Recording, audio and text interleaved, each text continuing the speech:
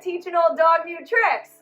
Hi, I'm Gail Rubenstein, the founder and CEO of Retail Resilient.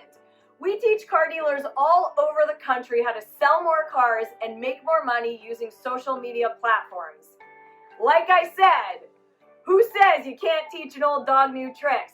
Check us out at retailresilient.com or send us a message in the chat bar on the AutoHub show. Hi, it's Barry here with White Glove Performance Group. Thanks for joining the show this morning. Always great content on here, and a big shout out to Ian and Jeff for all the hard work that they put into this show. For White Glove Performance Group, what do? We have a cloud-based styling technology called Touchpoint. Touchpoint is used in dealerships all across North America.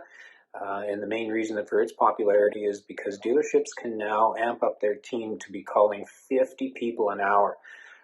They can leave a personalized voicemail, a custom email, as follow-up, all with a click of a mouse. This really speeds up some of the jobs that happen in the dealership, such as cleaning up your recalls, cleaning up lost souls in service, running a private sale, trying to reach out to your database to buy inventory. Obviously, we know that's the way to source it in today's environment. whitegloveperformancegroup.com. My direct is 587-899-6600. Love to have a chat with you about some of the things that we can do. Everyone, I'm John Latka from Automotive Business Solutions, where we help dealerships build more productive and proactive by appointment sales cultures through our Performance Management Partnership Program. So, if you want to increase your sales volume by 2 to 3 sales per month per salesperson, call our toll-free number, 877-708-8484 for a free consultation. Thank you very much. So good morning, everybody, and welcome, and thanks for coming on. First of all, as always, we want to thank our sponsors. Gail is on the call, John's on the call, so is Barry. So thanks very much. And we're going to get into the show. So first of all, a couple books. So if you're not familiar with Zig Ziglar, he's unfortunately no longer with us. Great historic book, A Zig Ziglar Selling 101. Another really good book that I've read personally, which I recommend, called Gary Vaynerchuk's Jab, Jab, Jab, Right Hook. If you're not familiar with Gary, he's a legend in advertising and social media and one of my personal idols, just because he's so blatantly honest and does it in such a way that is entertaining. The Generation Myth by Bob Duffy, and as I've put on the show before, Surrounded by Idiots, about the disc profile. So if you really want to learn more about generations, how to deal with them, that's a great book as well. And if you need the link to that video from today, let me know. It's about 15 minutes, it's TEDx, and it's got a lot of great information on what generations are, but more importantly, how they think and what created them, which was interesting to me because I never really thought about that before, like why they are who they are. Go ahead, Jeff. Good morning, everybody. Thank you for joining us here. If those of you who watch the video, I'm looking up to the left to kind of come up with a solution or something, because if I look to the right, then I can't make mistakes. But thank you for joining us. We always have a little bit of a disclaimer that basically says the views and opinions expressed on this show are those of our guests, not necessarily of us.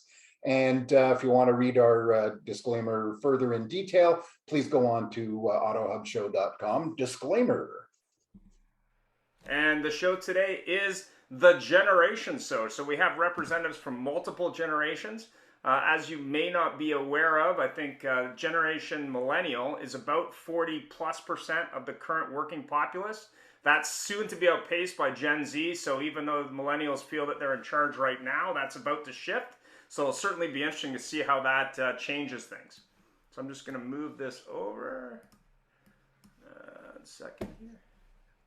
So to continue on while Ian's doing the tech stuff, we do have some great guests here. But first of all, I'd like to just share our mission statement with you. And that's basically the AutoHub show. Our whole point is to bring to dealers some great new information from people and connect people from all over. And we're proud to say that we've connected people from little places, northern Canada, to as far away as Georgia, the country. I always like that to say that. The Americans go, what's so big deal about Georgia? Sorry, Keith, I'm not trying to make fun of your accent. But that's what we're here for dealers to do better. And joining us today, we have a great group of guests. And today's show is the Generation Show. And it was very interesting with that lead in. What this lady had to say is how everybody does everything. And I read something the other day that says the millennial generation is very interesting because the early millennials were the last people to play outside until dark and the first people to work a smartphone. So very interesting. They know both. And I can see the millennials here on the call are kind of going, yes. But joining us today, first of all, we have Marco Mantenuto from Mercedes-Benz Toronto. He is a Gen Zer. I'm just kidding. And certainly a social media personality. And we haven't seen him for a while because of his former employers or ownership's rules of interaction. But Marco, please say hi and thanks for joining us again. Hi, everybody. Didn't mean it literally, but thank you very much. Next we have Super Sue Finneron from, I'm not sure if you're Comox, Courtney, Campbell River, I don't know. Where are you from? How about Vancouver Island? Most people know where that is, I hope. That's like saying Canada to people from New York. But Sue is a faculty member of the Automotive Business School of Canada. She's a former Hyundai dealer. And I think you guys had something else before that, didn't you? Yeah, General Motors. There you go. So went from one massive thing to a second massive one. Sue, say hi. Tell us a little bit about yourself, please. Great to be here. I'm a former PhD, of course. Papa has a dealership. And just thrilled to be asked to join because the future, I think, of our business is super exciting with the people that are up and coming. So glad to be here. Thanks. Thank you. Next, we have a gentleman new to the show who is actually joining us from work. And he's actually not going on video, so everybody there doesn't know he's joining us. No, he's also watching for ups. But it's Keith McKenzie from Jenkins Subaru Hyundai in Bridgeport, West Virginia. Keith, thanks for joining us and tell us a bit about yourself. Greetings and salutations from wild and wonderful West Virginia. I work with Jenkins Subaru Hyundai, located in Bridgeport, West Virginia. Kind of a small market, however, we absolutely rule our zone.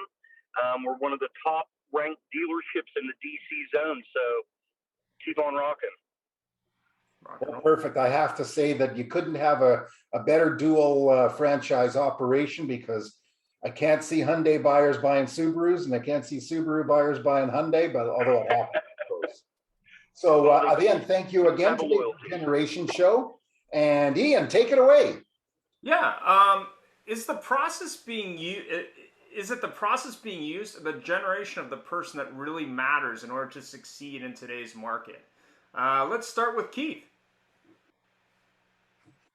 Well, I think it all comes down to your clientele and who you're going after, as far, who you're trying to sell and what you're trying to sell.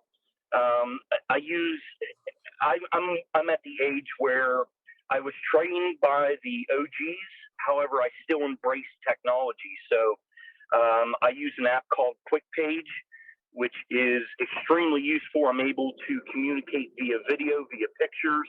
And then I also communicate via social media through Facebook and Instagram as well. But it's unique being in West Virginia because we're kind of behind the times as far as technology goes, roughly, maybe 5 to 10 years or so. So not all of my clientele embraces technology. So it really just depends on who you're going after and who your audience is. So Yellow Pages still exists in that area? Is that what you're saying? Oh, absolutely. Hey, there's been times where, if you're making cold calls, you just open up the telephone book and go at it. However, since I've started using social media, especially down here, it's not really being taken advantage of. And I'm the only person in the market that I see doing it constantly, day in, day out. And that's what I attribute my success to. I'm from Pennsylvania. I'm not from here. I don't know anybody. I'm not one of the high school guys, but I'm a household name down here because of Facebook and because of Instagram. So you're not the high school athlete who moved into the car business? No, definitely not. I'm prior military. Okay. Thanks for your service. Thank you. And ended up getting out of the Navy, and I got a job opportunity down here in West Virginia, so I took it, and I've accelerated. Fantastic. Well done. Marco, you're muted still. It's nice to see somebody younger than a boomer going like this, going, "Where's that mute button?" I believe that the technology is here to help, and I mean we should use it as as much as we can. It's not just technology though; it's anything that's pushed our industry forward, and communicating with our clients. I mean, it's certainly made it easier. I mean, I see the generational disconnect with my parents.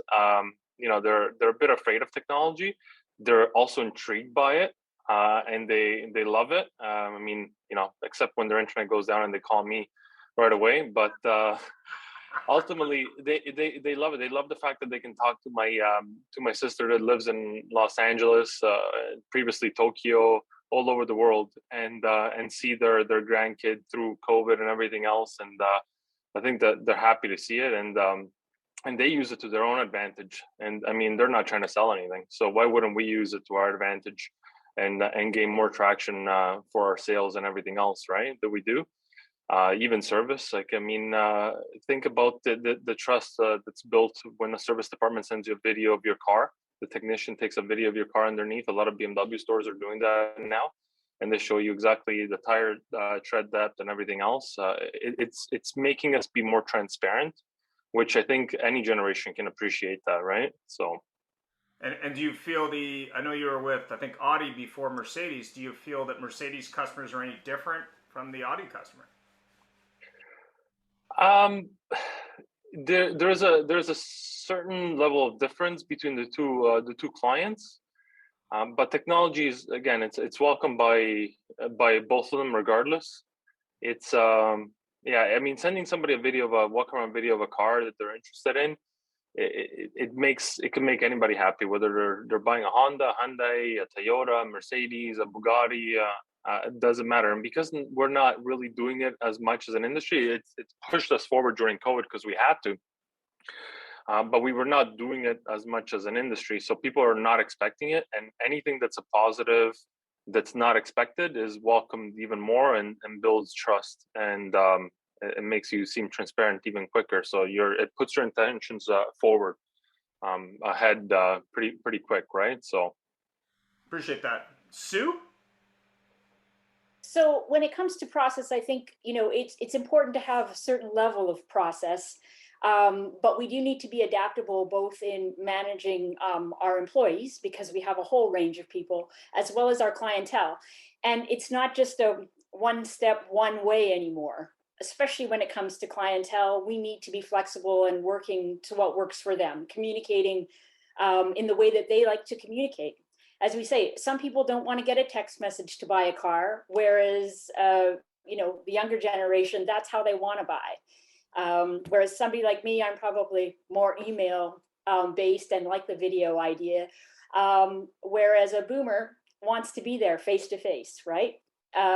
So you need to be able to be adaptable and be able to handle every which way. And again, same with management. I was never a big process store. I had rules that you had to live by, but I didn't have a process that was set for every single sale. And I was going back a while back when we actually won the Hyundai Canada Dealer of the Year many moons ago. And I was looking at an interview that I did a couple months ago, and I said, we are not a process store. So maybe I was ahead of my time, I don't know. But because I had such a varied team, I worked with everybody in the way that worked best for them. Also, I was a smaller store, so I had the ability to do that. I think in a larger, more metro store, it's much more difficult. But when you've only got a team of 6 sales staff, it's pretty easy to be adaptable to what their needs are. But I think that to be successful in today's day and age, unless your crew is all millennials or all Gen X, you've got to work with everybody, because we're all motivated by different things. And we need to be aware of that. Yeah, Thanks for that, Sue. Gail, maybe you had some thoughts, being that you train people of different generations to use technology. Maybe you had some thoughts on this question. I found it interesting what everyone said, and I kind of agree with them. You have to adapt to what the customer needs, and everyone wants to communicate differently. And Sue was very kind of accurate about that in terms of, some people prefer email, some people prefer text message, some people prefer to buy the old school way. Some people want to do, I don't know, my dad is 71 years old, but he's like, I would love to buy a car online and never talk to a car dealer ever again. So, he is the older generation and he wants to purchase the way a millennial would purchase. So I think, every employee, like kind of what Sue was saying, every employee is different and every customer is different, but having the option to find out how people want to be communicated with and then kind of adjust accordingly. Yeah, I mean, we do that with our customers also when we train them. Yeah, I mean, a buddy of mine's trying to buy a used convertible, and he was trying to buy it from Manitoba, and they actually sent still images of the undercarriage of the car from the shop. And I don't know if it's converted them, but it's interesting because there's so many moving parts to get a car from a different part of the country to another part, and not being able to go there was kind of interesting. So I think there's right and wrong ways to do that. But go ahead, Jeff. That's very true. Funny, Keith, you mentioned the term OG, and it's funny. I don't know anybody here that's over the age of 40 has got to admit to have Googled OG at least once. So that's hilarious. At first, I thought it was old guard. And then, of course, we learned what it really is, and we're in the car business, so we don't want to use the real G. But so tell me something, Marco. How should an OG manager deal differently with staff and or customers of the different generations? I know we've already talked about technology, and technology aside, how should somebody different? How should an OG manager deal with them? It depends. Is this person technologically inclined? That's the first thing, right? Because if you're not technologically inclined, then you should support the staff and encourage them to go online and use technology to their advantage as much as possible, even though you might not understand it fully. Well, put it this way. Let's assume the person does not have tech support on saved as a favorite or their email or their messaging. I still think you should be supportive of the staff and encourage them to do it, even though you don't understand it. It doesn't mean that you can't help your staff achieve it. I mean, there's great mentors out there and people that you can hire to teach it. And essentially, when I was managing, for example, whenever I hired somebody to train my staff, I would sit with my staff and see if I could learn something too, right? So maybe that's the best way to do it, is to hire somebody that knows how to do it, and then sit through and try to understand it yourself. And even if you don't retain 100% of what's happening, just getting 10, 20, 30% ahead of the game and walking out of the room with, again, knowing a few things more than when you first walked into it, I think that's invaluable, right?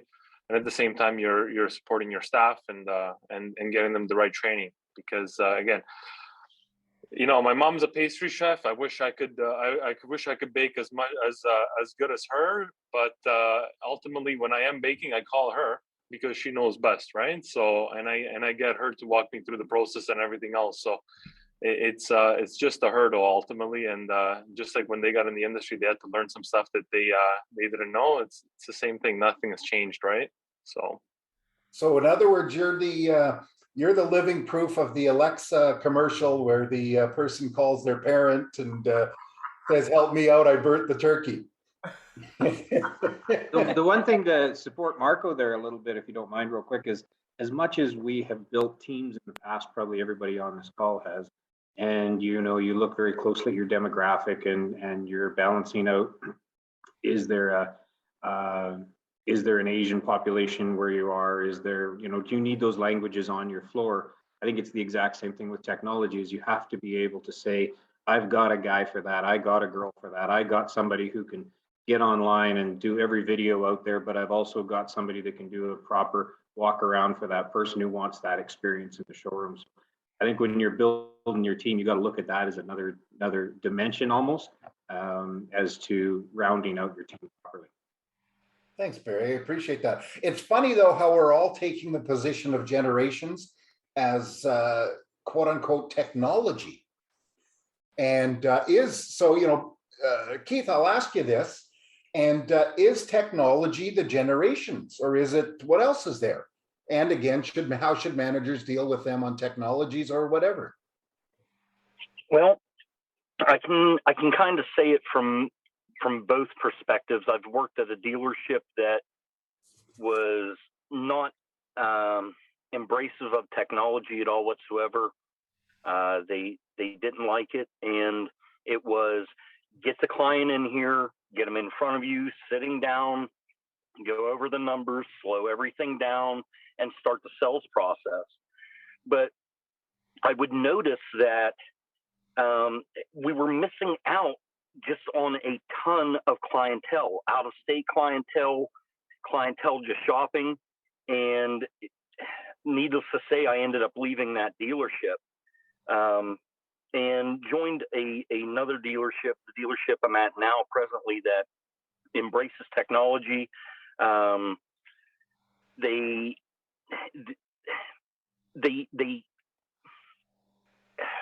educate the client. So we deal with a lot of the older heads, for lack of a better term. So the older generation, and a lot of the technology that's in these vehicles, you're having clients that are going from a 2019 or from a 2009, which had, electronic stability control and cruise control. Now you're going to lane keeping assist, adaptive cruise control, braking assist, and their minds are blown. So you really have to. Are you telling me that you got inventory to sell? I do. As a matter of fact, we're actually, the thing that we've started to do is we're selling out of our pipeline. That's the only thing that we're able to do. I mean, we have nothing that's tangible. We have some pre-owned inventory on our lot, but most of the inventory that's coming in, it's already spoken for. And this is what I can tell you, just based on what I'm seeing as far as inventory goes. If you're not adapting and you're not trying to capture every single person and convert that into a sale, you're going to be going out of business. You're going to be going bankrupt very quickly. And you can just see it from the inventory standpoint around here. A lot of pre-owned vehicles, but ladies and gentlemen, that bubble has popped. The pre-owned bubble is popped and it's going down. So if you're not capturing new clientele, selling new vehicles, and then replenishing with used vehicles, you're going to be grinding to a halt. It's not going to happen for you if you don't embrace the technology and move forward. Great point. Thank you very much. I have to recognize Troy's comments about the different generations of technology, and he put in there, he says that his mother and father-in-law, his mom and father-in-law live on their iPads and et cetera, and get on Facebook. My mother-in-law, who's in her 80s, has arguments with my kids about setting up on settings and everything else. So that's very true. Interestingly enough, she's not just on Facebook, but she's on Instagram, because the millennials, the Gen Zs are like, Facebook's for old people. And Sue, what's your position on how they should deal with the different generations? And is it technology only? You know what? It's not just technology. I know most of us have spoken about that, but I was just on holiday with my dad on a golf holiday for a couple of weeks. And I spent a lot of time with him in a golf cart. So we had some good conversations, and we were talking about how the business was when he started back in, 1968, 69 in Canada. And, just the morals of the managers. Well, basically they had none. He even said one of his managers, and I thought this was an urban myth, would actually throw the keys on the roof and wouldn't let the customer go. He goes, no, he actually did it. And I went, no way. But, as Marco, I think, said, we've become more, or Keith, we've become more transparent. And I think that that's a great thing. We've got better morals. I think the people coming up underneath us even think more about the world than we ever did. Those Gen Zers, man, they're going to save the world for us, right? And as we all grow and as we age, we know better. The generations behind us, they know better, they do better. Now we're talking about inclusivity, we're talking about diversity, in all those different things. And that's something that we never talked about probably even 10 years ago in our business. But we talk about it now. So yes, in that way we are changing. And I think that the older guard need to be very, very aware of all of those things when they're working with their new people. And as Barry said, when you're hiring your team, we have to look at all of the people that we're dealing with, who we have in our community, and make sure that it matches, that our team matches with our clientele. Yeah, that's a tremendous point, and that's very true. And it's funny because Keith mentioned where he is the fact that the people around him, are back about 10 years on technology. However, he's thriving through technology, so we have to adapt to the people we deal with. Ian.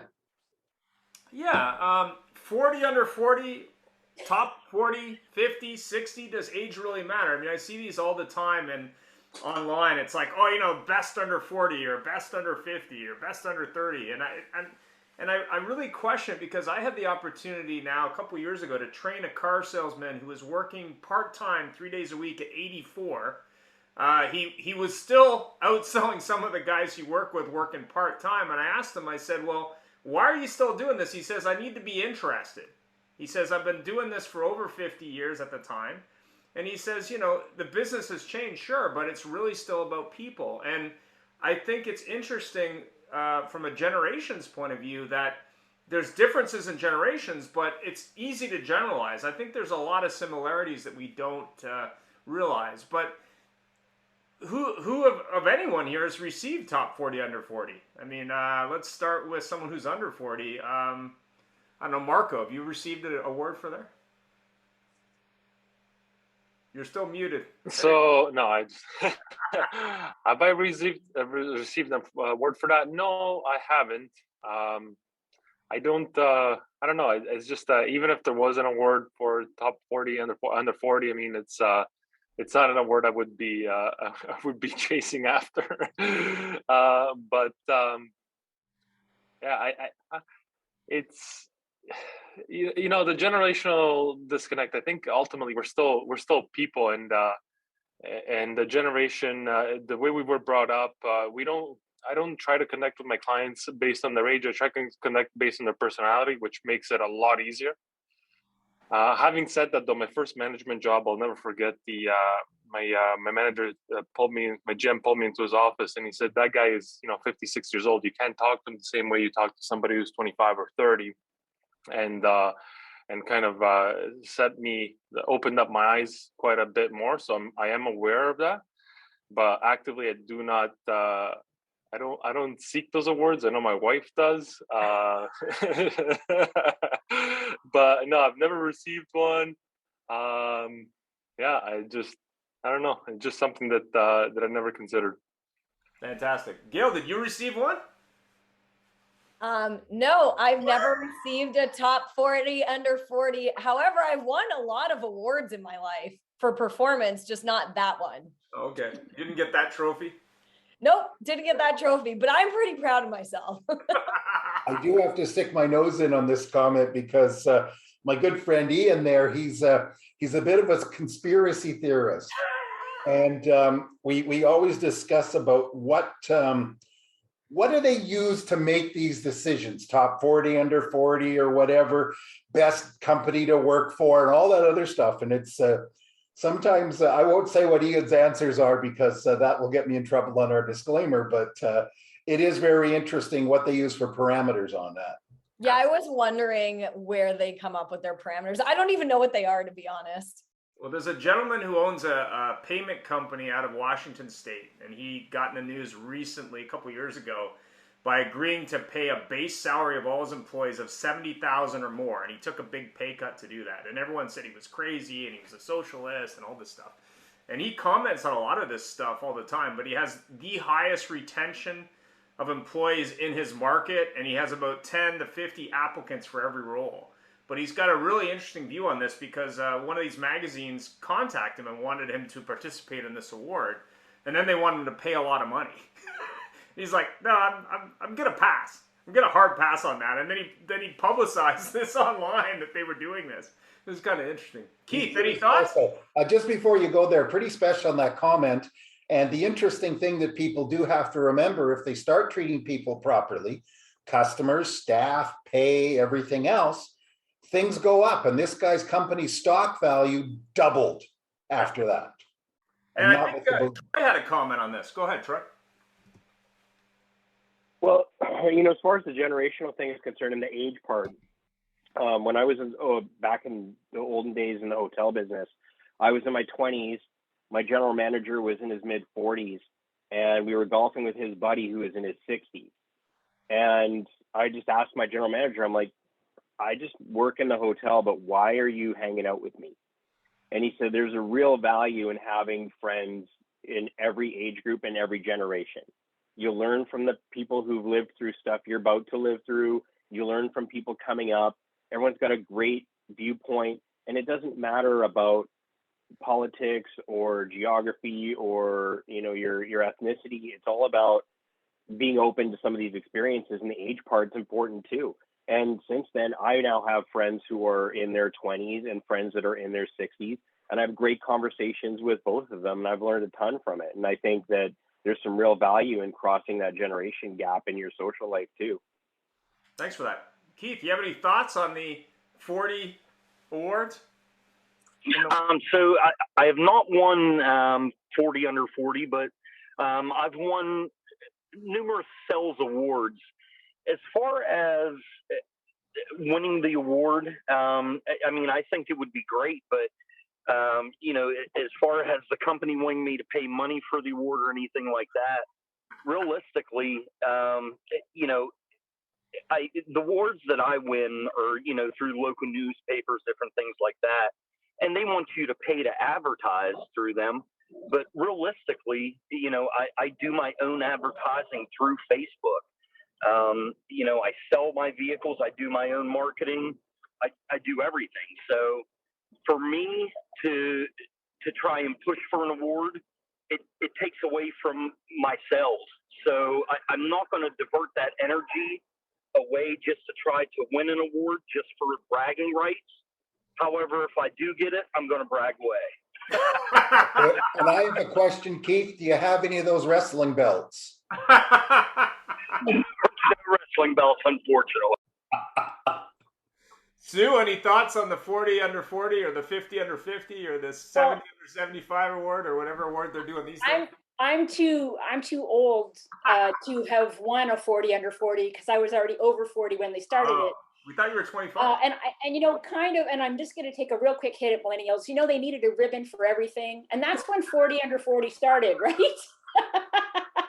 I had to do it. I'm sorry, you guys. You know what, as you say, is it an advertising, a guise to sell advertising? Who knows? For me, just be the best you can be every day in everything you do. And that's what matters to me. And, it's having those great relationships with my students now, my team, who I still stay in contact with, even though we've now been gone for 4 years almost. And my customers, even, they still call me. I haven't advertised on the radio in 4 years, and I still go to the grocery store and hear, "Hey, Super Sue." That means more to me. and having a student ask me my opinion in something that's a major life event for them, that means so much to me, more to me than any award that I could ever receive. So, yeah. Exactly. Yeah, we just, Troy and I were just talking that one of the larger groups in Western Canada, one of the owners is just up for the Order of Canada, which is a national award. And it was kind of interesting because I tried to buy a car from his group last year, and they made a little bit of a financial error in the calculations to the point where I didn't buy the vehicle But more importantly, I called him personally and said, hey, you might want to be aware of this. And he was like, it's okay. We sold it to somebody else. So that just goes to show you that, the award isn't always justified. But I wonder what that costs. Order of Canada. I don't know.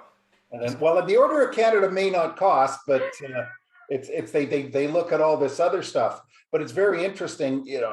I don't know if it's the same group or not, but they have won for 15 years straight the 100 best employers to work for in the country. And they bought out a smaller group of dealers, a dealership group locally. And the first thing they did was clean house. Exactly. So it's because, we're so good that we want our own people to be there. So there you go. Go ahead, Jeff. So interesting. We had another gentleman that we had was going to join us who was actually just in his early 30s, and this was sort of directed toward. I wanted more of their opinion, just because we've got really a full slate of people everywhere. But Sue, how positive are you for 2022? And be honest. Well, first off, I think, as Marco said, most of the product that they have coming in is sold. So dealers still have a ton of pre-orders that are sold. So as far as new is concerned, as long as they can get those trades in, I think it's going to be another decent year. People still have a lot of cash pent up because they're still not going on holiday. They're still not going out for dinner. We're kind of right back where we were again a year ago, as far as freedoms, let's say. So I think that this year will probably be still maybe not as good as last year, but I think still a strong year. And then towards the end of the year, I kind of see it balancing out a little bit because it can't go on forever. Those of us that have been in the business for a long time, we know it goes up and then it goes down and up and down. And, this too shall pass, right? The good and the bad. I tend to agree with you. And it's very funny. Marco, I'll go to you next, but I want to get your opinion on this. Our local Mercedes dealers seem to have lots of inventory sitting on the ground to sell. Not like they used to have, but their showrooms are full and their lots, their displays are full. Is that the same thing with on your end? Is it a product thing or is it just the operator? It's definitely a product thing because we're we have nothing here. So if you can tell them to send us some of those units, we're sold well into the middle of this year. There's some cars that you're waiting years. My own Mercedes, I ordered that in February of last year, and I still haven't received it. And I work for the company. So you wanted a Zinio? Come on. No, just white. That's a plain white with black interior. Easy. Well, that's easy. why. If you'd ordered green with brown interior, you'd have got it by now. So enough, we have 2 yellow cars in the showroom right now. So hey, I've got to tell you something. I saw an article last week that says the best color to have in inventory is yellow because there's a small amount of people that want it and very few people stock it. So I think you should get online and make sure people across the country share it. And you never know what you're going to get. You might get somebody from Vancouver Island that wants a yellow whatever. Okay, it's not Sue. Sorry. Come on. I like those covers. I always had them. It was great for the lineup. And how do you feel about 2022, Marco? How positive are you? It can only go up. It can only get better. Like honestly, the last 2 years have been something. The one thing that I hope for is that the way we've changed the way we're doing business right now. And I was having a conversation with about this with a general manager from a Toyota store not too long ago. But the way we've managed to change the way we do business with not having inventory on the ground and kind of holding on to prices and the whole discounting the vehicle offer process does leave a bad taste in people's mouths. And as much as clients hate it, I think they're happier paying full price right now, which is what most dealerships are doing because it gets rid of that stressful component of the selling process. If we can only hang on to doing business the way we're doing it, being transparent and just providing people with great service, it'll be fantastic. It'll only get better from here. But yeah, I mean, after the past 2 years, what we've been through and everything else, I mean, I don't want to put bad vibes out there, but I don't want to jinx it, but I don't think it could get any worse than what we've already been through. So we can only look up right now. Terrific. So you don't want to put a little bit of bad juju in there, eh? No, definitely not. I'm knocking wood right now. What's your opinion on 2022? Keith? Oh, sorry about that. Didn't hear you. I don't want to say it's bleak, but this is what I can say. As far as a growth standpoint, I've sold roughly about 50 less cars year over year. However, my growth has been through the roof, and it's coming down to the negotiations of, okay, you want a discount on this vehicle, let's move on to the next. I have somebody else who's willing to pay full price. So if the artificial supply and demand is still high, then I think everything's going to work itself out. Are we selling less vehicles? Yes. However, with the market the way that it is, you have a lot of these dealers, they're putting addendums on these vehicles, $5,000, $10,000 addendums. And I've even seen where Ford has put out a statement saying they're not allowing Ford dealers to put addendums on these F-150 Lightnings.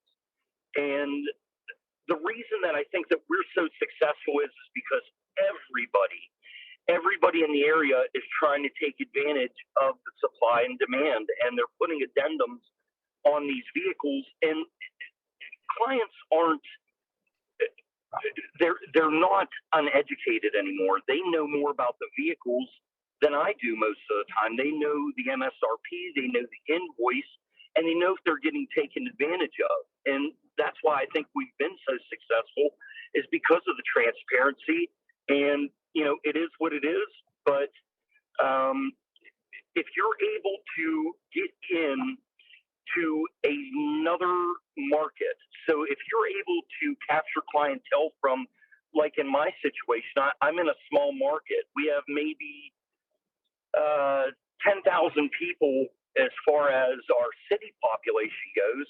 I have less than 1 million people in the state of West Virginia that I can actually sell to, 800 and some odd thousand. However, if I go outside my market, Maryland, Pennsylvania, Ohio, and capture these clientele that local dealers aren't, because they're for lack of better terms, ticking everybody off, I'm going to do it. And as long as that demand is there, then I think everything's going to work itself out because of the growth. The grosses are absolutely through the roof, and it's just because of honesty.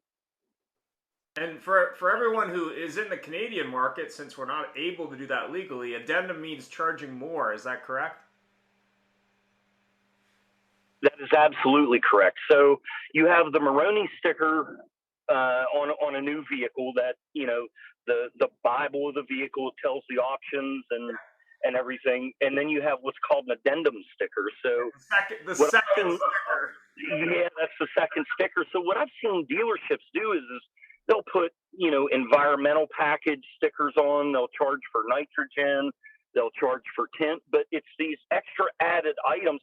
And they'll even do what's called a market adjustment. Just because I have the only vehicle in the area, I'm going to charge $7,500 more for it. And, clients see that. And that's the thing is, if you're going to charge me $10,000 more than what that vehicle's worth, now whenever I go to trade that vehicle in and I'm $20,000 upside down, yep, the person that I'm thinking about is the dealer that put me in that situation, and I will never deal with them again. Now, on that flip side, you have to do how many positive things to get a good review. But you do that one bad thing, I'm telling everybody in my family, everybody that I work with, everybody I go to church with, everybody I see in the grocery store, do not go to that dealer. Ironically, the Mulrooney sticker that was created a long time ago now was created to prevent that practice. I remember when they used to put a sticker. Pricing. I remember. Yeah, Senator Maroney is actually it's named after him. Yeah, absolutely. No, they used to put a sticker beside the Monroney label that looked like the Monroney label. Boy, that's a tongue tire. And it used to put ADP. And it's got nothing to do with the company, the big ADP company. In little tiny print underneath, it said added dealer profit. And they were shy about it. Coming out right there. Yep. Does the generation gap only apply to customers? Maybe we can start with Keith, since you were just talking about the second sticker. Go ahead. Yeah, I definitely have to say that there is a generational gap. I mean, especially with clientele. And, you know, I want to say it's around maybe my biggest hurdle is the 65 to 70 to 80-year-olds. The boomers is a little bit older than the boomers, right? So the biggest obstacle that I have with them is just physically getting them to understand the technology. Again, they're going from a vehicle that was a 2009 that, you know, crank windows were still an option. Electronic stability control wasn't even on all the vehicles. But no power steering. Nothing. So you're telling these people about adaptive cruise control, braking assist, lane keeping assist, and they don't understand it. So it slows your process down. And then, you know, we have through Subaru and Hyundai, we have Starlink and BlueLink, and it's their versions of OnStar, for lack of better terminology. But you're helping these clientele set up their vehicle, and then, you know, they don't know how to use their smartphones. So now you're having to teach them about their smartphones. So it takes a half an hour to an hour process. Now you're 2.5 hours, 3 hours deep into it. So would I say that there is a generational gap? Yes, without question. But if you can overcome and just be patient with them is the best thing I can describe. You will have a lifelong customer. They will send everybody to you.